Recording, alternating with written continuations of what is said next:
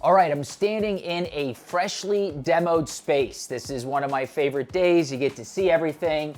This is our Robin Egg refresh project. It's really sweet. We are paying homage to the parents that lived in this house for decades, and now it's going on to the next generation.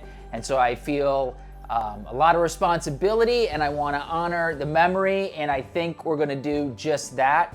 So you can see nothing was insulated, so one of the things we'll do before we close it back up is insulate. That's going to make this house be much more energy efficient. We are keeping things pretty close to where they are. The sink's going to stay centered under the window. We're moving the oven over a bit.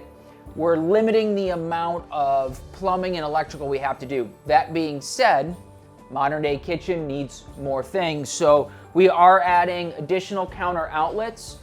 We are doing a huge pantry wall here, which will be great, tons of storage, and since it's a tight spot that's walking back into the laundry, I'm actually going to shrink the full floor to ceiling pantries down to 15 inches, still plenty of storage, but a bit more walkway.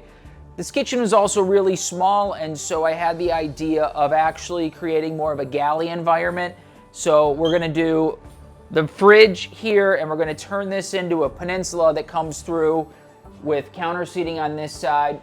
And now we will have increased our counter space by 70 inches, which is huge. We're going to get a wine fridge in here, big wine drinker. You need the wine fridge. Other things that are great that are happening is, like myself, this owner hates recessed lights. So we're going to do 2 beautiful flush mounts, 2 pendants, and we're gonna put a sconce here and a sconce here over some open shelving. Now, one of the great things about taking out all of the drywall is you can really create whatever you want and make it custom to you. So there's gonna be 2 floating shelves here. With that, I'm going to put an outlet right above the first shelf.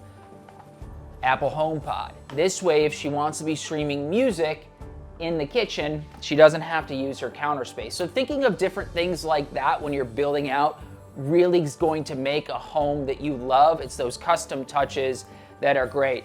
Other than that, we're just updating what we need to update. The homeowner wanted to reuse these floors. This tile was done recently. As you can see who did it, they didn't take up what was there before. They just put a second layer over, and it is not going all the way underneath the cabinet. So I'm gonna have some subfloor cut in. We're gonna level it all out. It'll be fine once it's done, but you know, do things right when you do it. So very excited. This is the fun stage of this kitchen project. Other little add-on space that we're doing is, this used to be a tight doorway. We opened it up. Old water heater plumbing that's no longer needed, that's gonna come out. And we've entered into the laundry space. So this, the way it was vented, stuck out really far. We're gonna push this all back.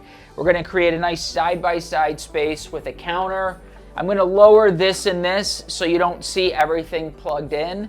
And then I'm gonna give a counter outlet as well, and this will allow the owner to iron or plug something in if she wants to plug something in back here. And then instead of doing custom cabinetry to save money, we're just gonna get some diamond cabinets off the shelf from Lowe's. Simple, we'll just hang them right here. No big deal, does not need to be expensive.